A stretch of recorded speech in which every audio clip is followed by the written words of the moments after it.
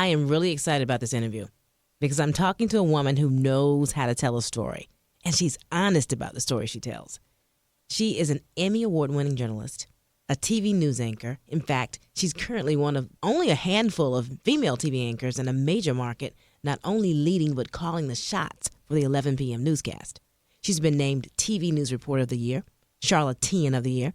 She's an author, mother of 3, a wife.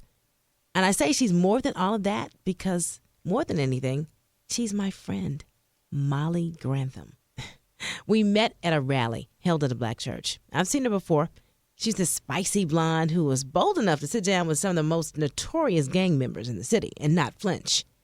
But that's Molly, who has also been a beacon of light for cancer survivors and for those who have lost the battle, like 4 of her own family members. Oh, and she's a TED talker, too. We'll get into all that. And you'll see why I call this dynamic, spicy blonde, more than anything, my good friend, Molly Grantham. I think you'll like her, too. In this episode of Yes, Honey. Yes, honey. Welcome to Yes, Honey. Yes, honey. A podcast celebrating people who are healthy, happy, and whole. Thank you for every single day that you give us an inspirational word. Yes, honey. It's inspiration in a word. And now here's your host, JD, the diva. No one can do that. Yes, honey, like you. Do it, JD. Yes, honey. Yes, honey.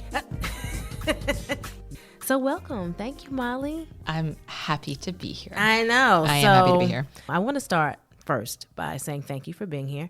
And secondly, I always start with a random question. Good. It's going to throw you off. I like it. Probably. What is your favorite body part and why? A back. Really? Mm-hmm. Why you? Why? Okay, everybody needs to see what she's doing. She literally has her finger in her mouth. Like, I did the same thing, Molly. I said neck. Somebody asked me that. And I said neck, and then I had to bite. Your fingernail. Your pinky. Yes. You're biting your pinky. Yeah. Thinking What about is a neck. that? Right. So what? Why? I have always loved backs. I swam competitively my whole life. Okay. And so swimmers, especially male swimmers, are really cut, like broad-shouldered, and then they have these backs. And so I just grew up, like, always, and I was a swimmer, right? But women swimmers, you get bulkier and you have broad shoulders. And on a guy, it just, in general.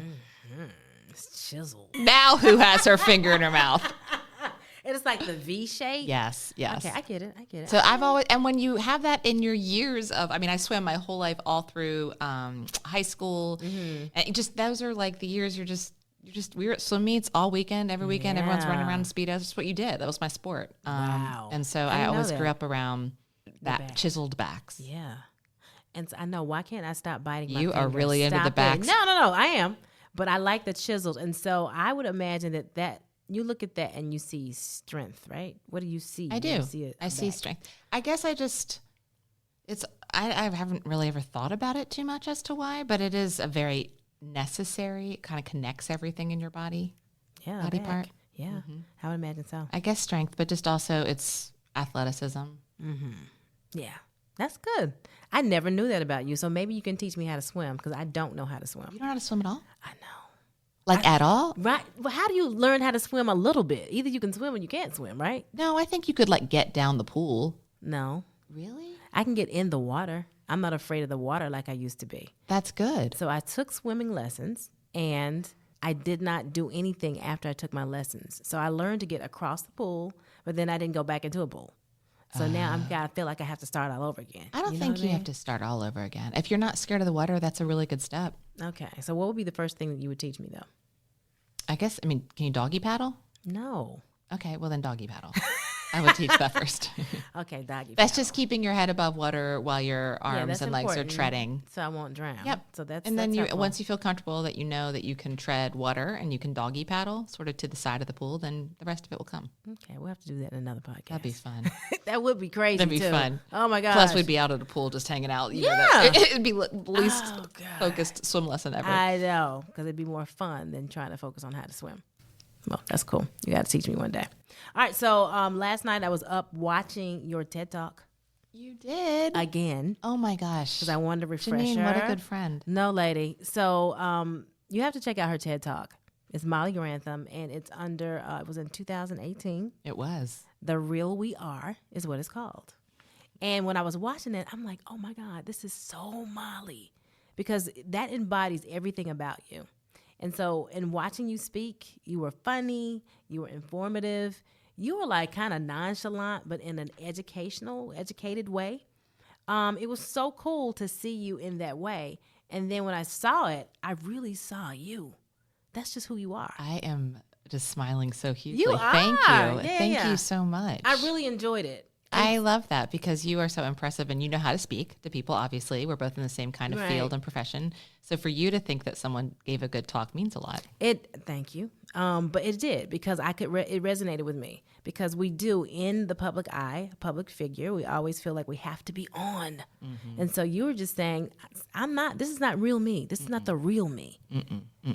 It's a mask. The real we are instead of the roles we play. That's right. So when coming up with the title, everybody says the roles we play, the roles we play. You hear that phrase often, the role we're playing.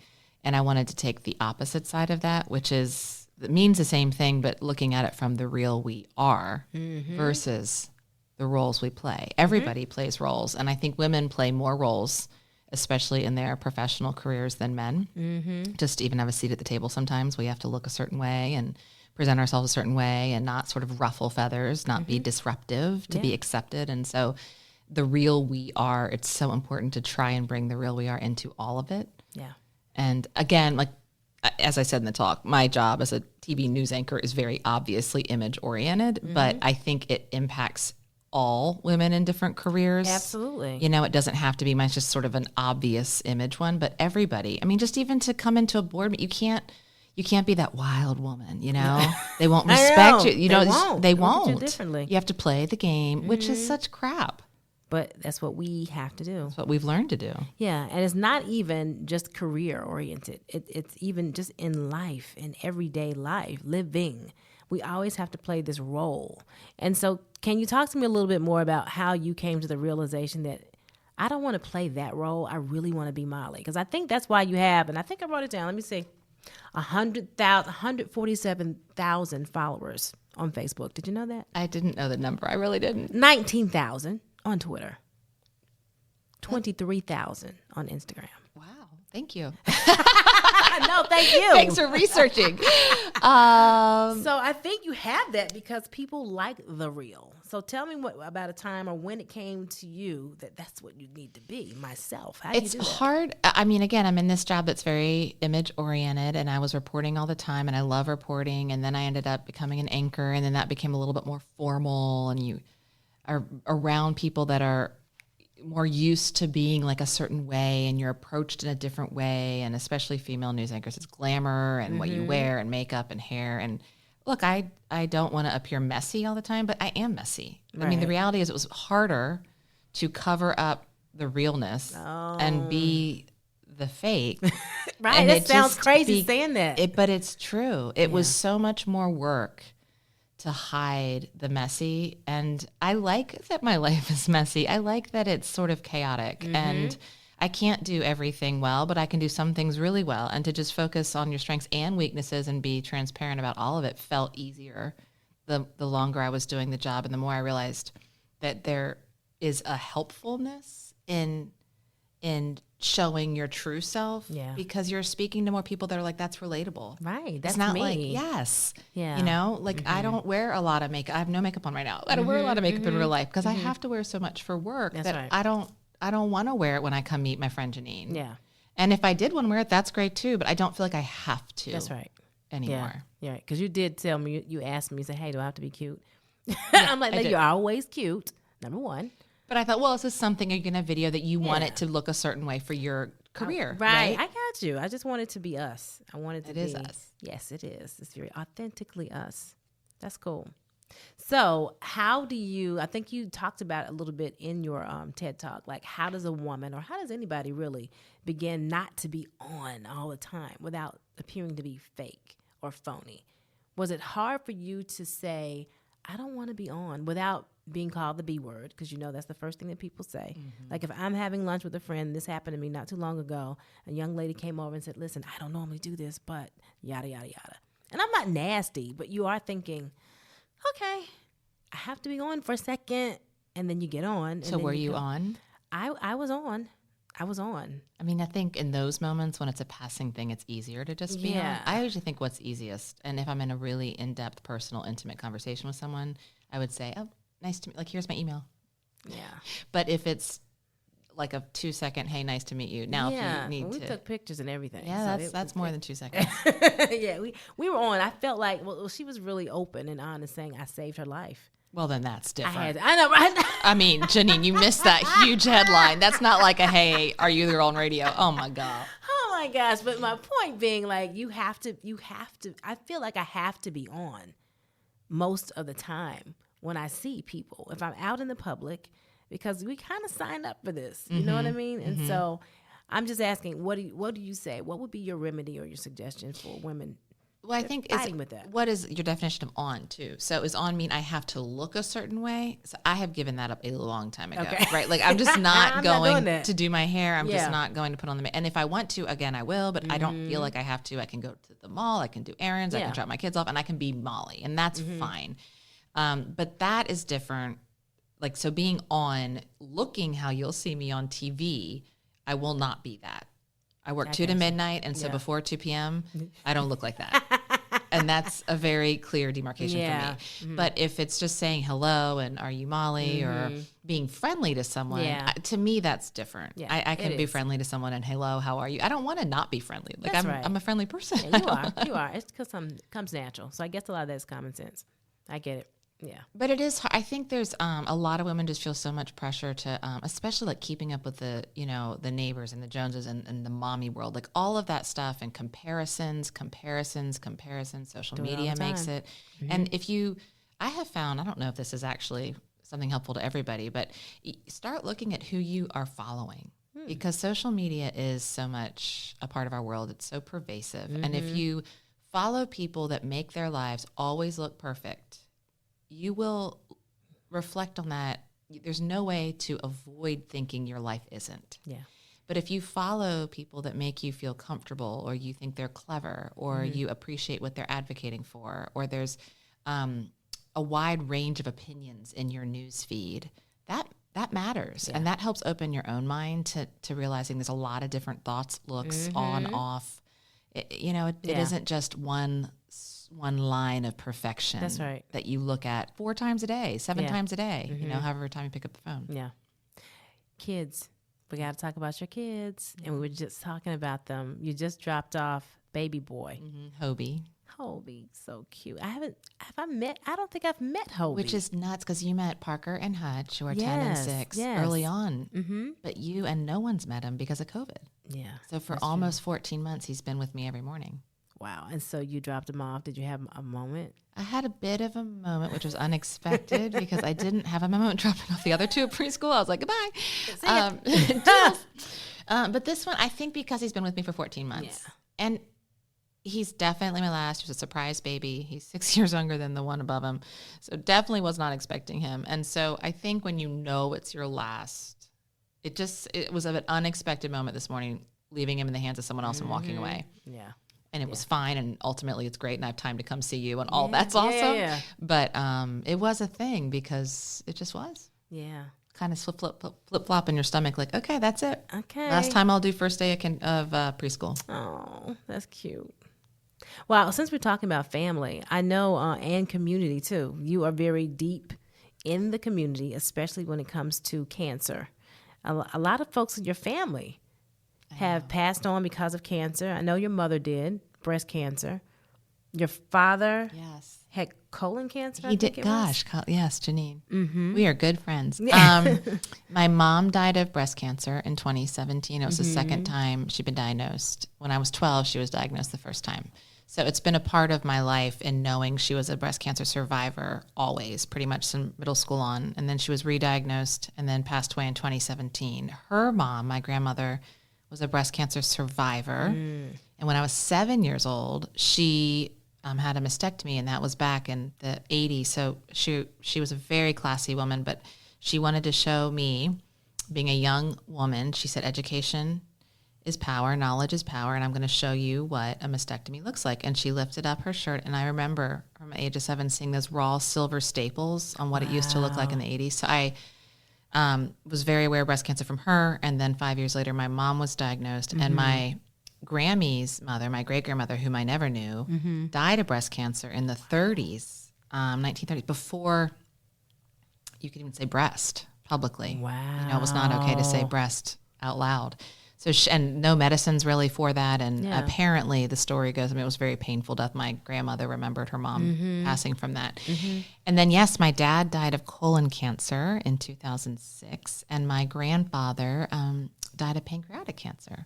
So I feel in some ways, honestly, blessed in some way to know how big cancer is for so many people. That's and the impacts of that for families. And I hate it. Yeah. You know, I mean, it's both are true. And if you had that T-shirt on, F cancer, you'd probably wear it if you could. I'd be happy to wear that. Yeah. So how has it frightened you in any way when you think about the number of people who've had cancer in your family? Do you think about yourself? I haven't thought about myself, but you know what's interesting is when I gave birth to Parker, my oldest is a girl, and we didn't know if she'd be a girl, but we didn't find out. And so when she was born, I don't know if I've ever told you this story, Janine. When she was born in the hospital, and the nurse said, "It's a girl," my husband said, "Oh, we're going to have to pay for a wedding," which was a different story altogether. Why he thought that as his first thought, I don't know, but whatever, Wes. But my first thought was, "Oh, it's a girl," and my second thought was, oh my God, breast cancer. Oh my goodness. And I didn't think about it for me, and I don't think about it for me. I have had the BRCA test where you can get the gene test. It came back negative. Okay, it means I'm no more likely than any other woman walking down the street based on this test to get it, but 1 in 8 women get it. So I think that feels a little better, but it doesn't, as it shouldn't for any woman, feel like you're out of the clear. Yeah. But I did think about it for Parker the second she was born, which was very unexpected. I know. But I get yearly mammograms, and I try to encourage others to do that. And I think it's really important to do self-breast checks. And the earlier you find breast cancer, the more likely you are to be able to survive it. Yeah. And so it's a lot of education. It is. And the fight continues. And you've been doing a wonderful job of making people aware and raising money. So how much money have you guys raised? Well, there's so many different ways, Komen, you know. Yeah. I know. So we were working with Susan Komen for so many years, millions, honestly. Yeah. And this year we are working with a different local nonprofit called Go Gen Go on October 2nd, first Saturday in October.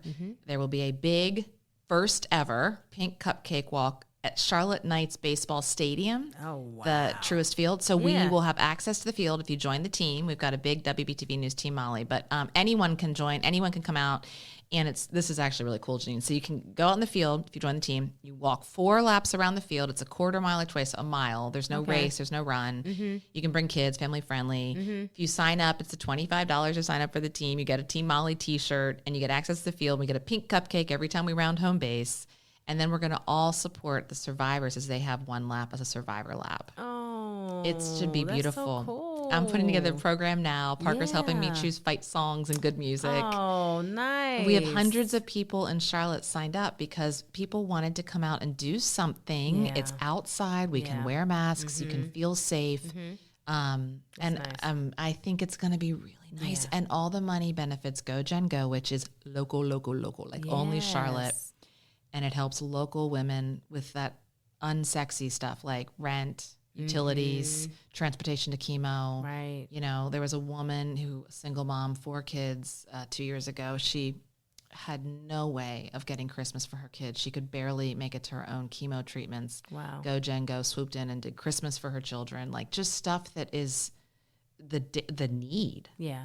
The instant need to live. And so we really wanted to help local and keep the money all local this year. And I just feel so good about what we're doing. That's so good. I know. You should come out and join us. I should. October 2nd. October 2nd. It's on my calendar. The coolest part actually might be, besides that being really cool, Taste of Charlotte, the food festival, you know? Yeah. They haven't had it for a few years because of COVID. Yeah. It is going to be, so our walk is at 10 a.m., October 2nd, at 11 a.m. in the concourse of the baseball stadium. They're having 100 restaurants set up, so you can have the samples right there. So we'll do our walk, and then you are right there to get lunch and drinks with your friends. Yes. Like a party, a real grand outdoor party. Is it going to be Taste of Charlotte, like a mini one, or is the actual No, it's the exact festival. Okay. They're not doing Tryon Street. They're doing inside the stadium this year. That makes sense. So we partnered with them. it. They let us partner with them. That's right. It's Taste of Charlotte's thing. Doing And good stuff. it's awesome. Oh I'm my really gosh. pumped about it. Yeah, and you should be. So that's what I'm saying. You're always on in a good way. Do you know what I'm saying? So that's an on that you would want to be a part of. So when you're not on, what are you doing? What do you like to do for fun? Besides call you, asking you to tell me about your life. Different podcast. Different remember? podcast. Yeah, absolutely. God, this is dorky, but I write. I know you write. I like to write. I like words. I know you do. So I write, and that's not like a thing I'm saying to promote anything. I just do it. I write all the time, things that never go anywhere, things that are never public, things that aren't books. I just write. It helps keep my mind sort of decluttered. Yeah. And I remember you, and I hope you don't mind me sharing this. And so you had written something, you had gone through a whole lot that day, and you wrote it very detailed on your Instagram page. And I was like, oh my God. I felt like I was in the moment with you, and I felt your pain because you were like, I'm exhausted. I don't know how to get all this done, but you do. You got it done. And then I made a comment, and then you're like, was I being braggadocious? I'm like, what? I love that you actually shared that because I do doubt. I think writers, when they put their things out there, you real. Wonder how your words land. Yeah.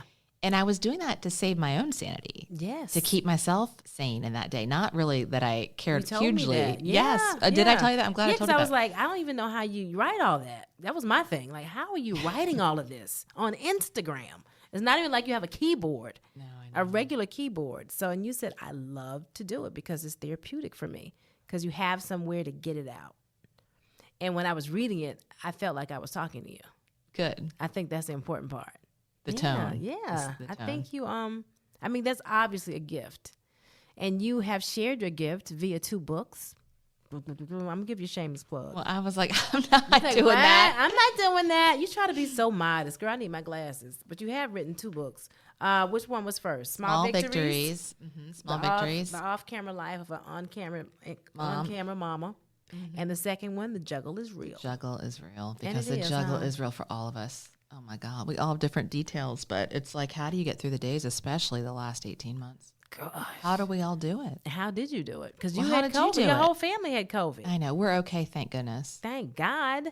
But we're fine. We are fine now. But in the moment, that was very scary. Very, very scary. Yeah, of course. I got pneumonia. I mean, the whole thing. So, Oh, God, Molly. I remember you telling me that. oh yeah. It was So a you're mess. good now. We're all good. So I don't mean like we're all good, but it's not. Everything's fine. The world is totally No, you're beautiful. much better than what you we were. are totally fine with COVID. It's just I say we're all good with a chuckle because every Yeah. day is like waiting. Kind of, will they be able to stay in school? Will they go home in quarantine? What is the next shoe to drop? And I think a lot of people are now living life that way. that way, and it's a little bit of an anxious film over our lives. It is. Doesn't mean you need to be an anxious person. I'm a pretty go with it, laid back person, but I do feel a sense of, is everything I have set for tomorrow actually going to happen? Right. That's exactly how I feel. It's like, so I'm planning to go to Turks and Caicos. Oh my God. Am I going? Do you know what I'm saying? I hope you is, are. I hope I am too, but everything is just like what you said. Everything It's is just that. like, I hope I'm going. I think I'm going. I pray I'm going. And we'll see. But I to think another that country. has made all of us in the past 18 months like reassess sort of just what's the thing you're most proud of. For me, like getting through the days, because you can't plan. You cannot plan. It's so different. Our mental states are so different than what we were living just 2 years ago. Yeah. And you know how crazy that is for a planner? Because I'm a planner. You are a planner. I'm an organizer. I'm like, huh? What? We're not. Should I tell a do we story not- on you? The first time What? we're going to get together for coffee someday, sometime. I mean, you sent me like an Outlook invite, like an email. I do like, it. I do it all the time. I was like, I thought this was like a friend coffee. It And is. you're like, it is, but I just wanted to send you this formal email for your calendar. And I was like, oh my God. I did it for this too. I know you did. But lady, I'm I used do to that it now. for my own sanity. Because get I that. can't go from memory anymore. I get that. can't. Each I'm just like, of us have our own things. But I was like, wow, believe is you. this, are we just getting coffee? We're just hanging out, right? Like we're just going to get coffee? Because you are a planner. it. But it is so different, isn't it? It and is. like talking about keeping yourself healthy and trying to be, I don't mean like physical health. I mean like just mental health. Yeah. And how to go through it all. I've got to have now a mandatory spa day once a month. Oh, I love that. Have to have it. I love that. Before I was thinking, I'll do it when I can do it. But now it's mandatory.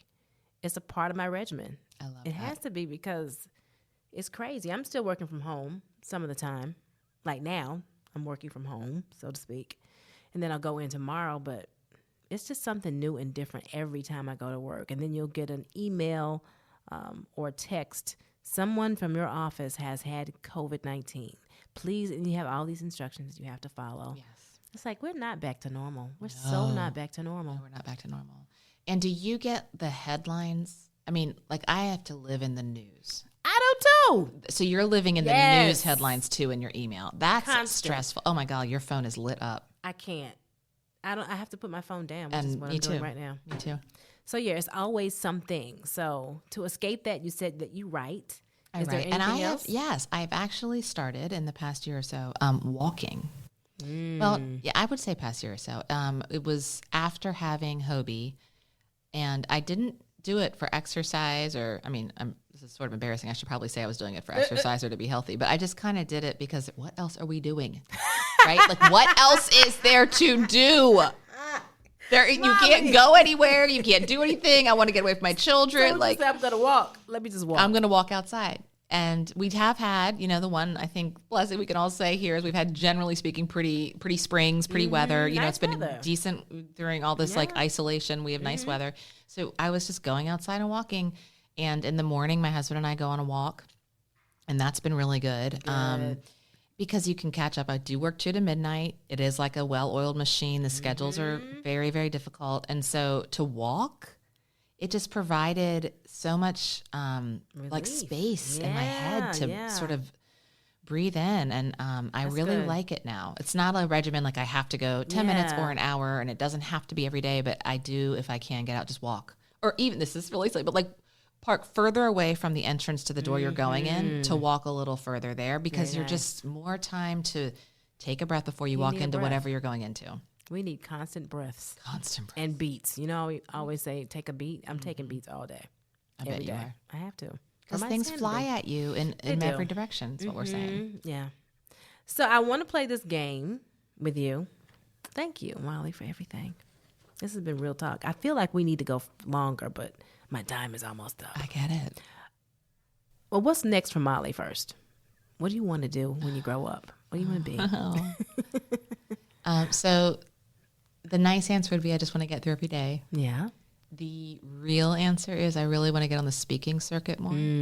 I can see you doing that for And sure. I like speaking to large groups, especially women, about a variety of things, but just relatable and making people feel seen. And in corporate settings, that's hard to do, to bring in speakers that make women in particular feel seen because they're sort of living in work, but they're also living at what they have to do when they get out of work. Yeah. And I understand that. So I've enjoyed speaking to large groups of women, and I want to do that more. That's good. I can see you doing that for sure. Thank you. All right, now for my game. Okay. It's just real simple. Finish the phrase. Okay. So, or question, however you want to look at it. It's real. Don't feel stressed. It's real fun. What's your favorite food? Sushi. First thing you do when you get up. Check my phone. Terrible. Awful. I wish that wasn't the truth. One of your favorite posts. Can you remember one? One that's your favorite? No, I don't even know. You got so many. I like the cumulative effect of tracking the kids. Once a month, I write about them. So I have 82 months now. Oh, wow. I started with the middle child, and so I have 82 months. Wow. Okay. What's the craziest or the oddest thing that a fan has said to you? They want me to put my feet on top of the anchor desk. And some then have gone further than that to say they want to suck my toes. Oh, my God. Am I allowed to say that? Did you respond? No, I don't say that. I don't respond to that. I mean, I just delete them. Okay. I was just asking. What scares you most? I would have said not knowing the plan, but after the past year and a half, that is no longer the case. Yeah. Wow. When are you happiest? Beach. You are, because I see you at the beach a lot. Beach, period. End of story. Favorite quiet place? I think just walking in the sunshine when I'm alone walking and it's sunny. If you were not a TV anchor, author, extraordinary mom, what would you be? I'd want to be an author. I guess that was in the list. I'd want to live like at a beach in a cute little cottage and write endlessly. Or I'd want to be a folk singer. I can't sing at all, but I'd like to have a good voice and be like a folk singer who played a guitar. I also can't play the guitar, but like sitting on a bar stool, ripped up jeans, barefoot, and like in a smoky bar, like being able to do that. That look, that vibe. Yeah. But that's not me. Okay. But we in theory. Fantasy world. Yeah. And finally, I want to ask you all these questions. Listen to my podcast. You can't do it. What's the one thing that you know for sure? That I'll survive. You're going to make me cry. You are going to make me cry. I don't want to. Why would that make you cry? Just because you meant it. And I'm like, I feel the same way. You should feel the same way. Yeah. That we will survive. You see, I'm getting teary-eyed. You are getting teary-eyed. But you will survive, and I will survive. And when you just kind of believe in yourself, even when you make the mistakes and you believe in your mistakes, you just own them. You just know, like, this is kind of me. And it does come with age. It does come with experience. It does. It does. Lady, stop. This is so good. Thank you, Molly. I love you, and I love that you had me in. Thank you. I know. I love you, too. Can you give everybody your information so they can follow you? Yes. So Facebook, if anyone's still on Facebook. I feel like everyone's everywhere else, but I love Facebook. I do, too. WBTV's Molly Grantham, and Instagram is fun, at Molly_Grantham, and then Twitter at Molly Grantham. And I guess what else? Email. Molly.Grantham@WBTV.com. But anyway, it's very accessible, just like Janine. You find you everywhere. Stop it. Love you, girl. Love you too. Thank you. No, thank you. This is a good start of the day. You got to give me a yes, honey, before you leave. Come on, Molly. Yes, honey. Yes, honey. I love it. Oh, my God. Inspired by this edition of Yes, Honey. Yes, honey. Catch this and other Yes, Honey podcast episodes on Spotify and Apple. And you can follow JD on social media at JD Diva on Instagram and Facebook, and on Twitter at JD Diva10. You are now officially my aunt, a radio. Oh, my God. Yes, honey. Like and subscribe to my YouTube, Janine Davis.